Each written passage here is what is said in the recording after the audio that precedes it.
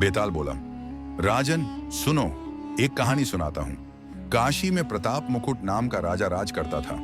उसके वज्र मुकुट नाम का एक बेटा था। एक दिन राजकुमार दीवान के लड़के को साथ लेकर शिकार खेलने जंगल गया। घूमते घूमते उन्हें तालाब मिला। दोनों मित्र वहां रुक गए और तालाब के पानी में हाथ मुंह धोकर ऊपर महादेव के मंदिर पर गए। घोड़ों को उन्होंने मंदिर के बाहर बांध दिया। वो मंदिर में दर्शन करके बाहर आए तो देखते क्या है कि तालाब के किनारे राजकुमारी अपनी सहेलियों के साथ स्नान करने आई है। दीवान का लड़का तो वहीं एक पेड़ के नीचे बैठा रहा, पर राजकुमार से न रहा गया। वह आगे बढ़ गया। राजकुमारी ने उसकी ओर देखा तो वह उस पर मोहित हो गया। राजकुमारी भी उसकी तरफ देखती रही। फिर उसने किया क्या कि जूड़े में से कमल का फूल निकाला, कान से लगाया, दांत से कुतरा, पैर के नीचे दबाया और फिर छाती से लगा अपनी सखियों के साथ चली गई। उसके जाने पर राजकुमार निराश हो अपने मित्र के पास आया और सब हाल सुनाकर बोला, मैं इस राजकुमारी के बिना नहीं रह सकता, पर मुझे न तो उसका नाम मालूम है न ठिकाना। वह कैसे मिलेगी? दीवान के लड़के ने कहा, राजकुमार आप इतना घबराएं नहीं, वह सब कुछ बता गई है। राजकुमार ने पूछा, कैसे? वह बोला, उसने कमल का फूल सिर से उतारकर कानों से लगाया तो उसने बताया कि मैं कर्नाटक की रहने वाली हूँ। दांत से कुतरा तो उसका मतलब था कि मैं दंतबाट राजा की बेटी हूँ। पांव से दबाने का अर्थ था कि मेरा नाम पद्मावती है और छाती से लगाकर उसने बताया कि तुम मेरे दिल में बस गए हो। इतना सुनना था कि राजकुमार खुशी से फूल उठा। बोला, अब मुझे कर्नाटक देश में ले चलो। दोनों मित्र वहां से चल दिए। घूमते फिरते सैर करते दोनों कई दिन बाद वहां पहुंचे। राजा के महल के पास गए तो एक बुढ़िया अपने द्वार पर बैठी चरखा काटती मिली। उसके पास जाकर दोनों और बोले, माई हम सौदागर हैं, हमारा सामान पीछे आ रहा है, हमें रहने को थोड़ी जगह दे दो। उनकी शक्ल सूरत देखकर और बात सुनकर बुढ़िया के मन में ममता उमड़ आई। बोली, बेटा ये तुम्हारा ही घर है, जब तक जी में आए रहो। दोनों वहीं ठहर गए। दीवान के बेटे ने उससे पूछा, माई तुम क्या करती हो? तुम्हारे घर में कौन कौन है? तुम्हारी गुजर कैसे होती है? बुढ़िया ने जवाब दिया, बेटा मेरा एक बेटा है जो राजा की चाकरी में है। मैं राजा की बेटी पहमावती की धाय थी। बूढ़ी हो जाने से अब घर में रहती हूँ। राजा खाने पीने को दे देता है। दिन में एक बार राजकुमारी को देखने महल में जाती हूँ। राजकुमार ने बुढ़िया को कुछ धन दिया और कहा, माई कल तुम वहां जाओ तो राजकुमारी से कह देना कि जेठ सुदी पंचमी को तुम्हें तालाब पर जो राजकुमार मिला था वह आ गया है। अगले दिन जब बुढ़िया राजमहल गई तो उसने राजकुमार का संदेशा उसे दे दिया। सुनते ही राजकुमारी ने गुस्सा होकर हाथों में चंदन लगाकर उसके गाल पर तमाचा मारा और कहा, मेरे घर से निकल जा। बुढ़िया ने घर आकर सब हाल राजकुमार को कह सुनाया। राजकुमार हक्का बक्का रह गया। तब उसके मित्र ने कहा, राजकुमार आप घबराएं नहीं, उसकी बातों को समझें। उसने देसों उंगलियां सफेद चंदन में मारी, इससे उसका मतलब यह है कि अभी 10 रोज चांदनी के हैं।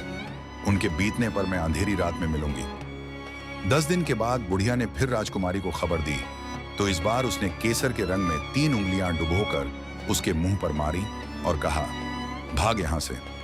बुढ़िया ने आकर सारी बात सुना दी। राजकुमार शोक से व्याकुल हो गया। दीवान के लड़के ने समझाया, इसमें हैरान होने की क्या बात है? उसने कहा है कि मुझे मासिक धर्म हो रहा है, 3 दिन और ठहरो। 3 दिन बीतने पर बुढ़िया फिर वहां पहुंची। इस बार राजकुमारी ने उसे फटकार कर पश्चिम की खिड़की से बाहर निकाल दिया। उसने आकर राजकुमार को बता दिया। सुनकर दीवान का लड़का बोला, मित्र उसने आज रात को तुम्हें उस खिड़की की राह बुलाया है। मारे खुशी के राजकुमार उछल पड़ा।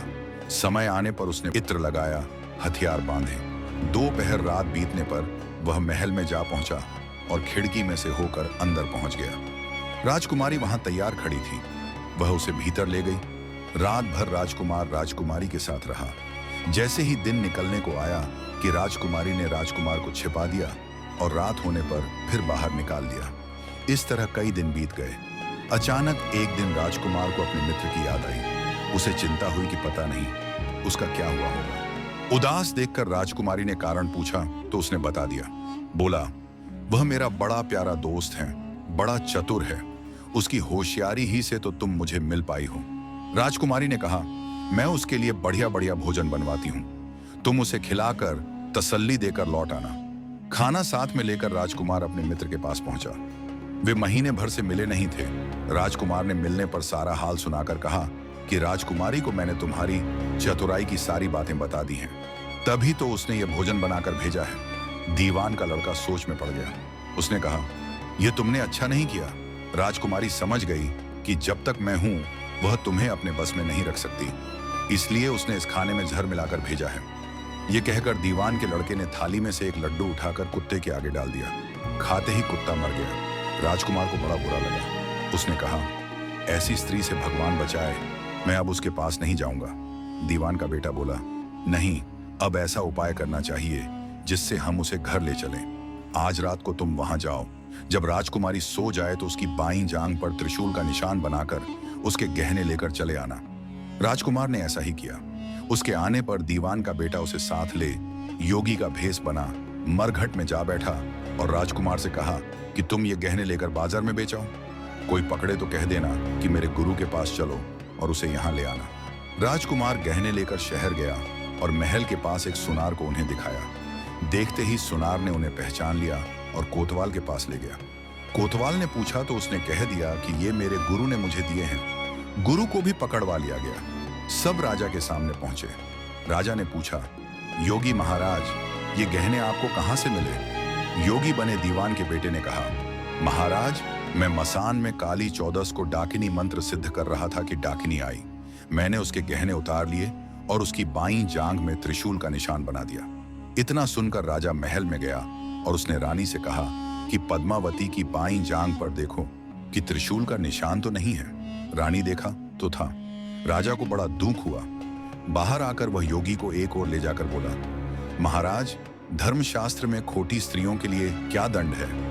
योगी ने जवाब दिया, राजन, ब्राह्मण, गऊ, स्त्री, लड़का और अपने आश्रय में रहने वाले से कोई खोटा काम हो जाए तो उसे देश निकाला दे देना चाहिए।